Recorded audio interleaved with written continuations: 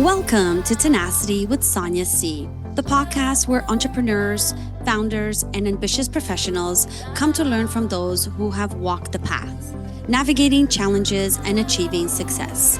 Whether it's thriving in business, pivoting, scaling for growth, fundraising, or finding work-life balance, dealing with loneliness, adversity, or overcoming personal struggles. Our guests share the insights and strategies that have empowered them to level up. I'm your host, Sonia, and let's get started.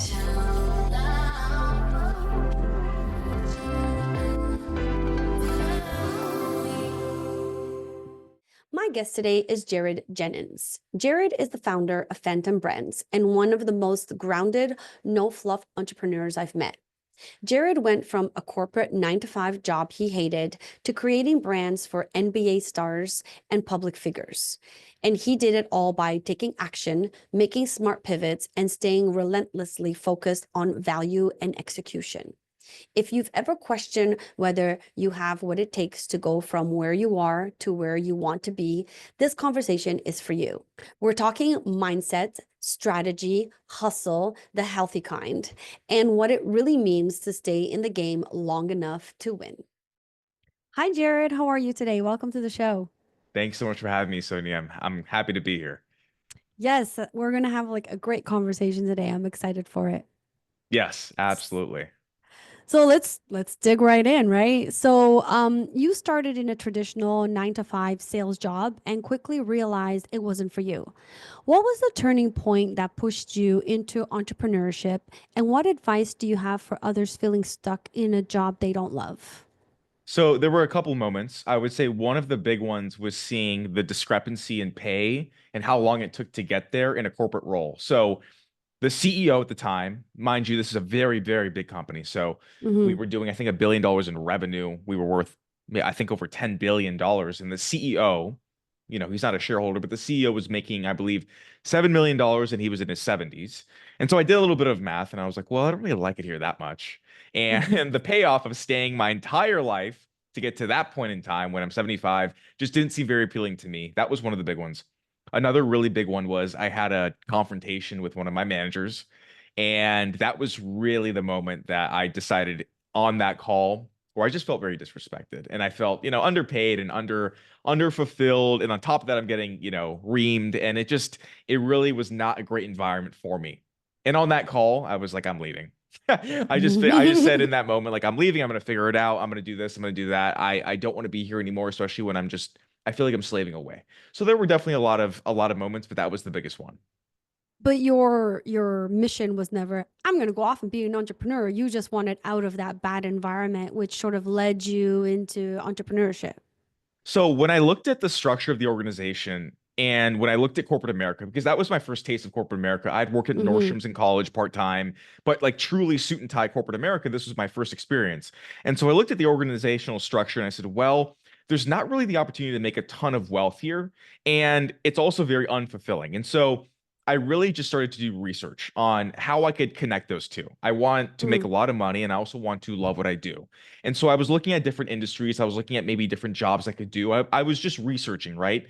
And what I came to realize is the true way to get there in terms of those two aspects was entrepreneurship. There really just wasn't any other path that I could see laid out for me. And Mm-hmm. so it was more out of a need of how I want to live my life. And Mm-hmm. I just saw it as the only path to be able to do that. That's interesting because most entrepreneurs that I talk to, they went into entrepreneurship because they had something that they really loved. And they're like, I'm going to take this and turn it into a business. And for you, it was, I just don't like the, corporate structure and I'm going to do something about it. Yeah, and I also came to the realization that I have to like what I do because Yeah. we spend so much time working, right? It's the vast majority of our lives outside of sleeping. So Yeah. if I want to live a life of quality, which is also another really important like North Star that I was going for, I have to like what I'm doing. And the number one way to like what I'm doing is to start something that I've wanted to start and have my own business. So it is interesting. There's a lot of founders that lean into passions and lean into problems. And I eventually got there, but the initial kickstart was a lot of discomfort and a lot of pain and a lot of realization that I had to do this. That's not a bad thing either. It's the best motivator. I mean, nobody takes more action than somebody in pain. So This is true. it helped me take a lot of action. Love it. So you mentioned that when you went from an unskilled entrepreneur to working with high profile clients in just a few years, which is amazing.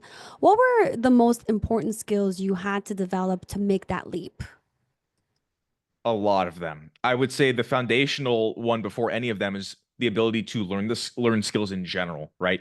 The ability Mm, to focus and think creatively is also very important. There's a lot of hard skills that entrepreneurs need to learn, of course, like for me in e-commerce, a hard skill would be setting up a website on Shopify. A hard skill would be knowing how to do graphic design to maybe make some logos or some designs for clothing.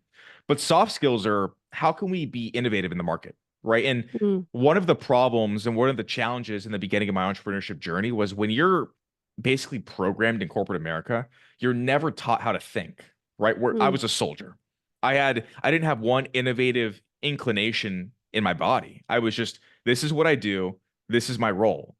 When you're an entrepreneur, you make the rules up, right? You have to know hmm how to make decisions on the fly. You have to be able to spot opportunities, and that's a muscle in and of itself. That's a skill set in and of itself that I didn't have when I was in hmm that when I was in that corporate role.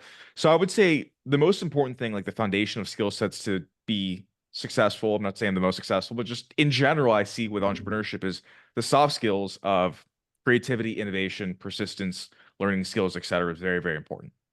It doesn't just happen overnight, right? Of course not.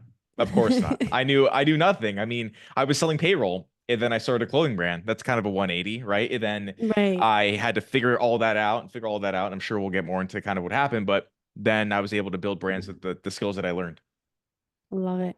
So you started with e-commerce and then you transitioned into a service-based business. How can founders recognize when it's time to pivot or evolve their business model? It's a really good question. It's a very hard question too. Mm-hmm. I created Phantom, the company that does service based around ecom, right? So it was still in my wheelhouse, but I saw a very unique opportunity and I tried it without really knowing the legs it would have. I had no Mm, idea, but I had an idea and I started reaching out to people about the service, which is the done for you brands that we do at Phantom. And I was shocked at the feedback and the responses and really just how it was resonating with people in the market. And I was able, I think this is very key for a lot of founders. I was able to test a business idea with no mm, costs. Because what I did is I had my product-based business when I had this idea for a service based done for you brands, the only thing I did was I thought of the offer, thought of the service, and then I just messaged people, right? So it's not like I was mm, spending tons and tons and tons of money into a new idea I didn't know would work. And so what I would recommend founders to do when they're thinking of pivoting or where they see an opportunity is go in it with the least amount of cost possible. If you can reserve your resources and your money and still try something that might work, I would absolutely do it. And I also recommend, it's hard to know when to pivot, but I'd recommend if you are going to pivot, stay in this in what you're best at, right? Like mm, I love branding. I love creating products. I love creating brands. I stayed in that route, right? It just I tweaked it a little mm-hmm. bit. I didn't go into mechanics or cars, right? Right. That's I don't know that. And so I would start at zero again. And because I've been at zero, I know how long it takes to learn the skills that's necessary. So that's what I would say on pivoting. Well, I mean, you also stuck to your niche, right? So Right. now you know what you're really good at and you're not all over the place. Because sometimes when you have too many services in different industries, you're kind of like you're just putting out a net and hoping for all kinds of fish to come in. You're not like very specific to one niche. What are the benefits of that for you? You become a specialist, and that gives you more authority in the marketplace to make more money, Mm-hmm. to get more clients, to stand out. And in the online world, a lot of businesses have a very low barrier to entry, right? A lot of Mm-hmm. people are starting online businesses. It's very easy nowadays. You just all you really need is like a your phone and a laptop and some Wi-Fi and you start a business.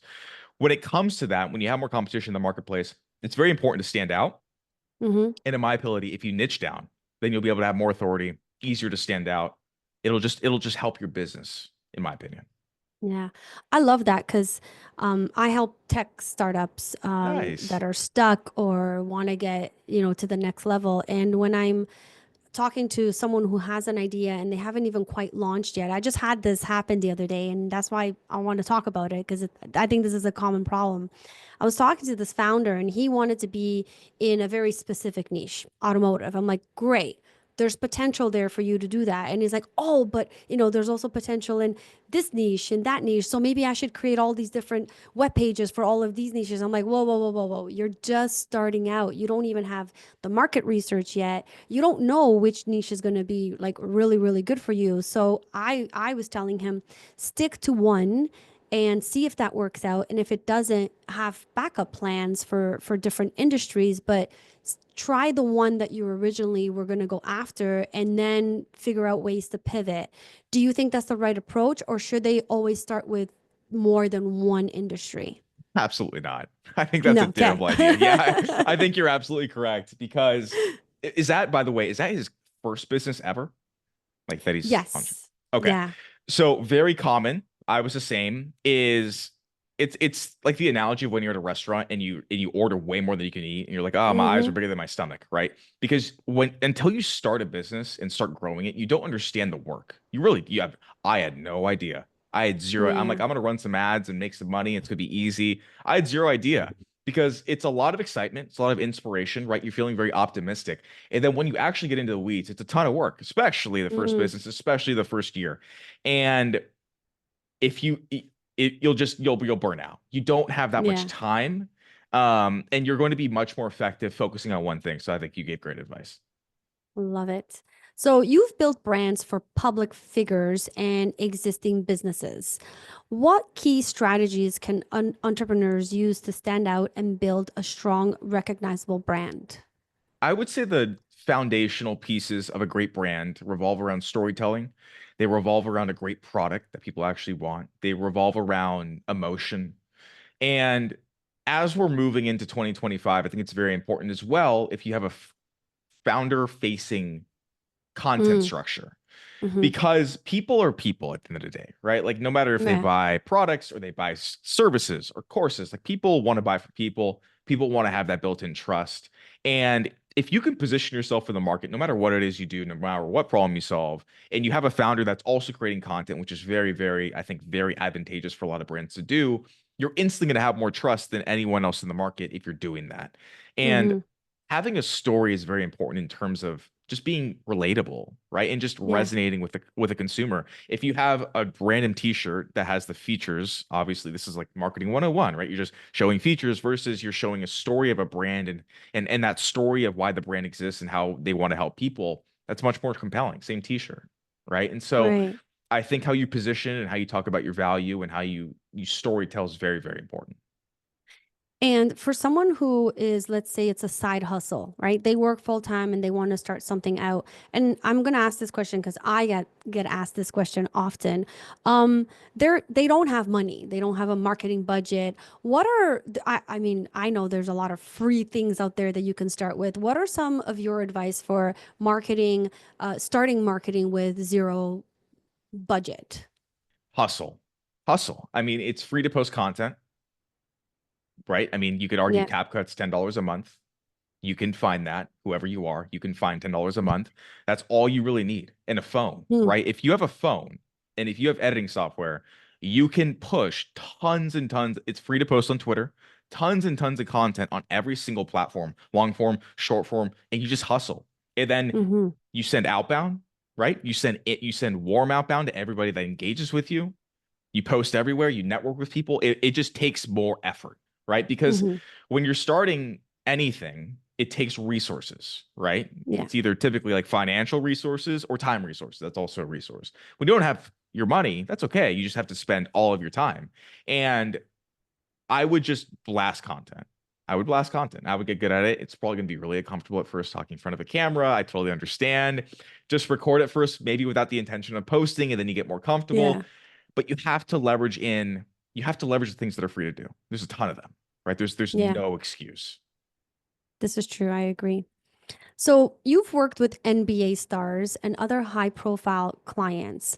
What advice do you have for founders looking to connect with influential people in their industry? I mean, I don't even know how you got into that, but it seems that when I was looking at your site and your brand, that is something that you've done really well. How did you manage it? Yeah. So with my first brand that I started, it was a streetwear brand, very similar to like Mm, Bombers and, streetwear style. And I created a brand that a lot of these people wanted to wear. And that includes like musicians, that includes, sports, entertainers, right? That type of clientele liked my brand. It's called Full Hearts LA, mm-hmm, if anyone wants to look up on Instagram. And so what I did was I networked and I sent a ton of messages, just like I was talking about hustling, right? Because I had a very low marketing budget as well. And so what I did is I sent a ton of messages to people directly on Instagram. I sent a ton of messages to professional stylists that had a connection of people under them, and mm, also marketers, PR, etc. And so I probably had a, 5% maybe success rate on this, of course, because it's hard to get a hold of them. You're a small brand, right? And you have to work your way up in terms of influence. That's another thing that's very, very important. So I didn't start at Hall of Fame athletes. I started with realities TV stars, right? And mm, influencers. And I worked my way up the ladder in terms of influence. Because typically that caliber of person wants to see somebody else of some sort of caliber using your product mm-hmm, before they kind of feel comfortable using it as well. It's a social influence thing. And so I got some success there. I got some traction, and slowly but surely it built up to bigger and bigger people. And I started to network more and do a lot in Los Angeles, where I live by when it comes to stylists. And then once people liked the brand and they were actually wearing it, I reached out to the people that wore the brand as the done for you service and said, hey, mm, you already know what I can create, what my company can create. You already know the quality we make. We have a new service. We'll make you a brand. And so that was my segue into signing them as clients. Because first it was giving them mm. merchandise, having them wear the product, and then I created the service. Love it. I mean, that sounds pretty smart. Thank you. It's like anyone can do it, no?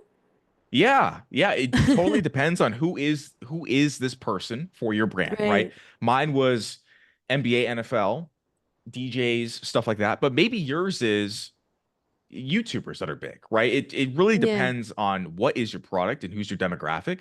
And you can also get inspiration from other clothing or other physical products they use, right? And make Yeah. iterations of it. That's something I highly recommend. Like in my example, the big brands in our spaces, like an Amiri or an Off-White or a Fear of God, right? Those are kind of like really big brands. And so you can create small iterations of things that they've made to attract that ideal person as well. So there's a lot Hmm. of different tricks you can use. And when you were going through and make doing those tricks, like I'm sure you didn't see results right away. It took a while. Like, did you ever get discouraged? And if you did, how did you come out of it Of so that you could course. just keep going? Yeah, of course. I remember when someone finally of influence wore my brand and I was on the couch and it was, I'm not kidding, like 2 months after we sent him the product, it was like I was like, oh my God, this is amazing. But until then, I just kept going. And I just kept Mm, going and I knew that the only way I lost was if I quit. So I'm just not gonna quit. And I'm just gonna mm, there were many days where I went to bed wanting to quit. Then I woke up, I'm like, well, it's a new day. I'll just keep going. Right. You somehow find that little bit of energy to keep going. yeah. And that saying really helped me. If the only way I lose is if I quit. So that really helped me. That's a great point that you just made. So like when you work in corporate America, you usually have a boss, right? And that your boss or your manager usually will play a role of, giving you crap or encouraging you and motivating you. When you're an entrepreneur, you kind of have to do that on your own. What were some of the things that you did for yourself to keep yourself motivated and wake up every day and keep doing this over and over again? Your mindset's very important. I would say entrepreneurship is a very personal game. Mm, And so what I did and have done is be very conscious of the content I consume. mm, And I really enjoy listening to things that are very empowering. I don't want to consume or fill my mind with things of negativity. I only like listening to other entrepreneurs or other people that have done it where they speak about the difficulties in getting over it.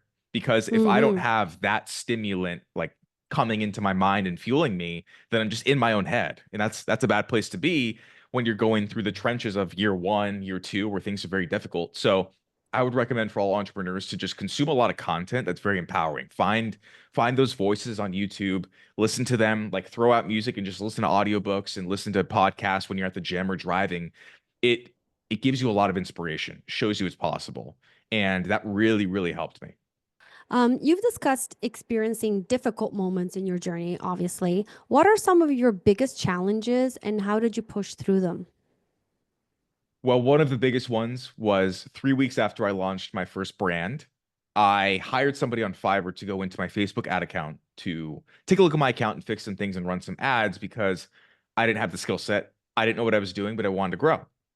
So I hired somebody to go in, and a week later, they hacked my account.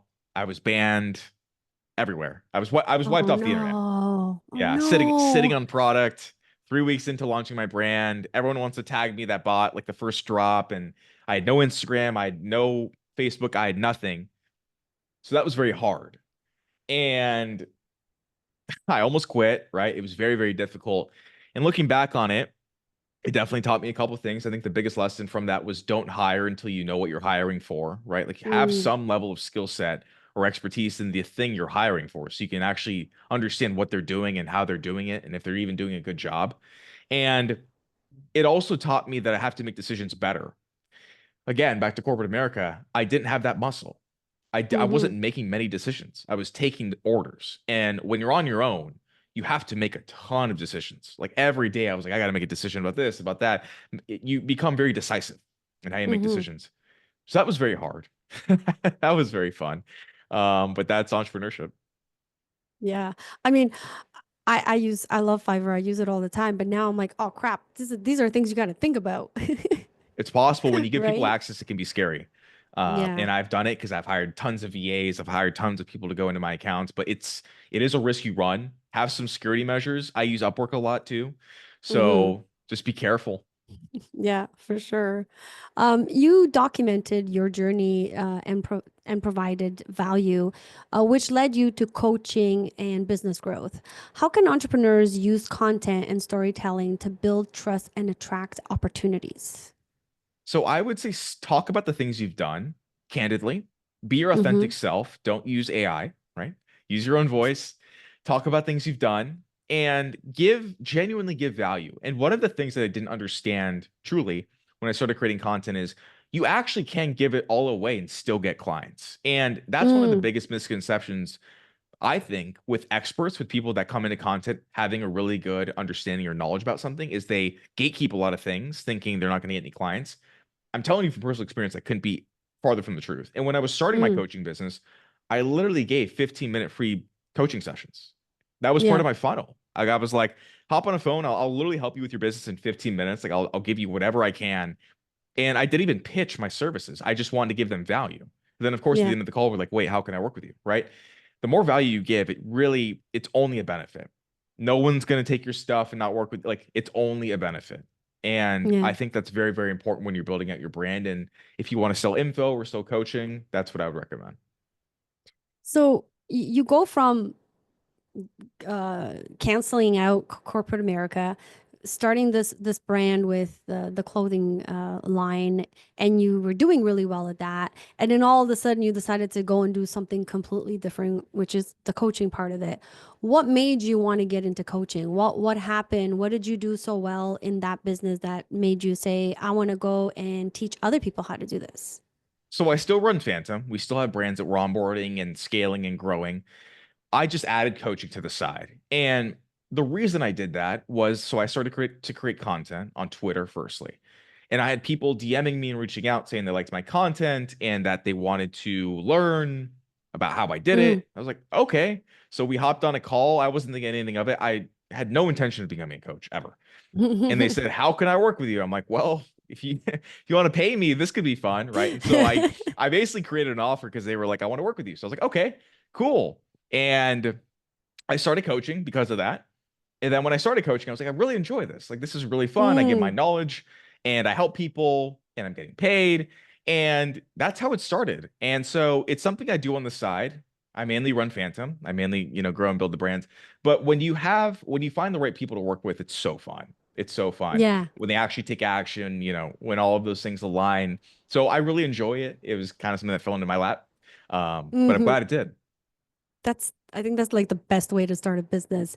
Do you ever work with, not work, like, how do you assess the right person that you want to work with? Because sometimes someone might reach out to you and say, like, I want your services, but they in their mind they want it, but they're not actually ready to do the work.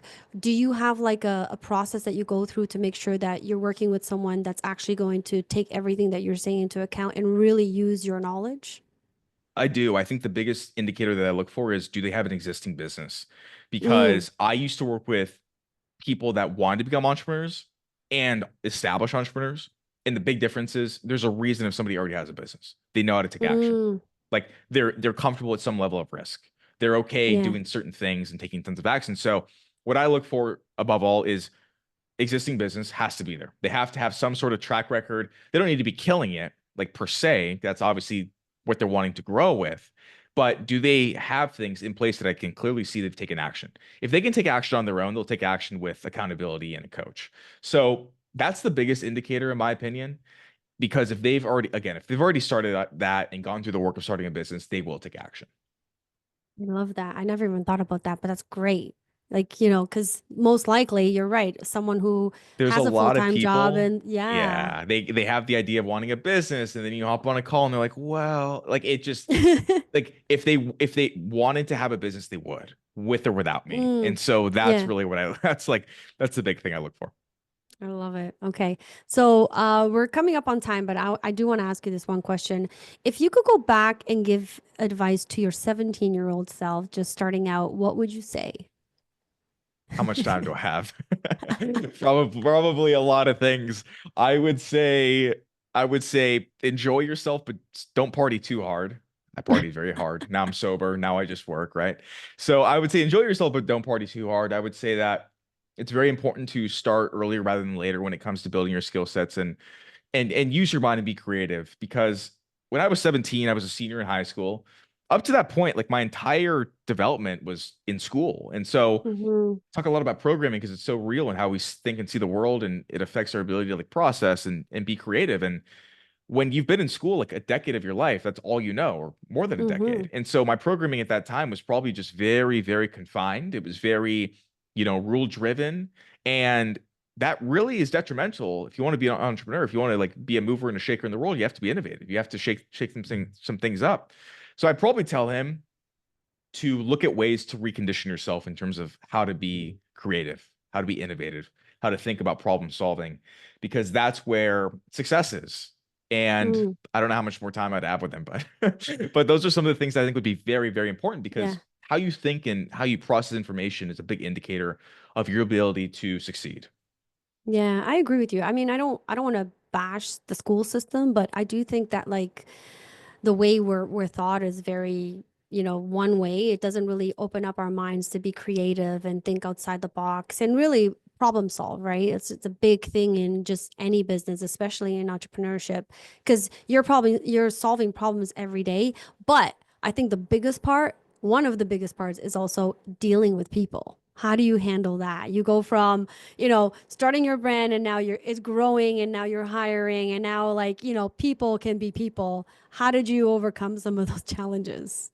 Great question. And I realized when I started Phantom, I was like, wow, everything in business is people. I was like, everything Hmm. is, it's impossible to do it on your own. And also I started having clients, right? Big name clients. So you gotta be on it. When it comes to people, my rule of thumb is always over deliver, always go above and beyond, always be very transparent. I think the soft skills of communication, likability, and trust are far more important than any hard skill. If somebody likes you, they will do business with you, they will grow a Hmm. business with you.